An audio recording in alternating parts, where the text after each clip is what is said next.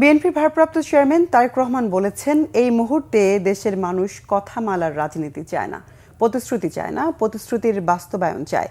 তারেক রহমান জানান, ফ্যাসিবাদ বিরোধী আন্দোলনে জাতীয়তাবাদী যুবদল শত নির্যাতনের পরও রাজপথ ছাড়েনি। সুতরাং জনগণের সেই আস্থা ধরে রাখতে হবে। জনগণের আস্থা ধরে রাখতে পারলে নেতা, আস্থা ধরে রাখতে না পারলে নেতা নন বলেও মন্তব্য করেন তিনি। রিপোর্ট করছেন সিকান্দার রেমান। জুলাই আগস্ট গণ অভ্যুত্থান, শোক ও বিজয়ের বর্ষপূর্তি উপলক্ষে জাতীয়তাবাদী যুবদলের অনুষ্ঠান। এতে বিএনপির ভারপ্রাপ্ত চেয়ারম্যান তারেক রহমান বলেন, শহীদদের প্রতিদান দেয়া সম্ভব নয়। শহীদদের আকাঙ্ক্ষার বাংলাদেশ গড়ে তোলার মাধ্যমে তাদের প্রতি সম্মান জানানো জরুরি। এই সাহসী মানুষগুলো জীবন দিয়ে দেশকে ফ্যাসিবাদ মুক্ত করে গেছেন। বাংলাদেশ এই শহীদদের কাছে ঋণী। বক্তব্যে শহীদ রাষ্ট্রপতি জিয়াউর রহমান প্রবর্তিত নতুন কুড়ি ও খাল খনন কর্মসূচির কথা উল্লেখ করেন তারেক রহমান। জনগণের ভোটে দায়িত্ব পেলে কর্মমুখী শিক্ষা ও কারিগরি প্রশিক্ষণের মাধ্যমে বেকার সমস্যা সমাধানের কথা জানান বিএনপির ভারপ্রাপ্ত চেয়ারম্যান।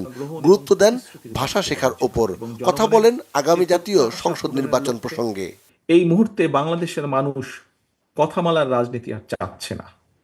তারা একটি পরিবর্তন চাচ্ছে, প্রতিশ্রুতি চাচ্ছে না, বরং প্রতিশ্রুতির বাস্তবায়ন চাচ্ছে।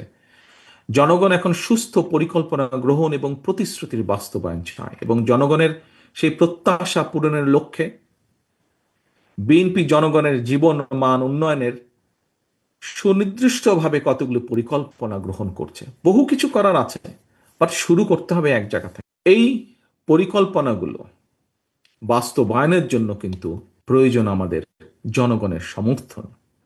শুধু জনগণের সমর্থনই প্রয়োজন নয়, একই সাথে প্রয়োজন সমগ্র বাংলাদেশের জনগণের সহযোগিতা। প্রয়োজন বিএনপির প্রতি জনগণের রায়।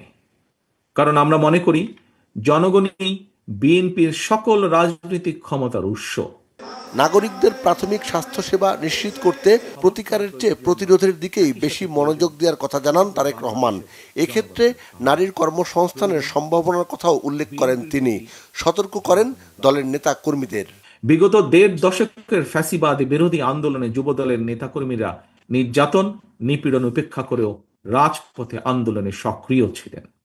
আন্দোলন করতে গিয়ে ফ্যাসিবাদী সরকারের পতিত পলাতক ফ্যাসিবাদী সরকারের শত নির্যাতনে ও নিপীড়নেও যুবদল পিছিয়ে যায়নি, রাজপথ ছেড়ে যায়নি তারা। শুধুমাত্র জুলাই আগস্টের গণ অভ্যুত্থানে যুবদলের ৭৮ জন নেতাকর্মী শহীদ হয়েছেন। জনগণ আপনাদের সঙ্গে ছিল, আপনাদের প্রতি জনগণের বিশ্বাস ছিল। এই কারণেই আপনারা সাহসের সঙ্গে প্রতিবাদ, প্রতিরোধ গড়ে তুলতে পেরেছেন। সুতরাং আপনাদের প্রতি জনগণের সেই আস্থা ও বিশ্বাস ধরে রাখুন। মনে রাখবেন, জনগণের আস্থা অর্জন করতে পারলে আপনি নেতা, জনগণ প্রত্যাখ্যান করলে আপনি নেতা নন। তারেক রহমান জানান, বাংলাদেশের জনগণ পরিবর্তন চায়, সেজন্য বিএনপি এখন কর্মসূচি ঠিক করছে। প্রশাসনিক সহায়তায় নেতৃত্ব হয়তো প্রদর্শন করা যায়, কিন্তু জনগণ সহায়তা করলে নেতৃত্ব দেওয়া যায়। সিকান্দার রেমান, বাংলা ভিশন, ঢাকা।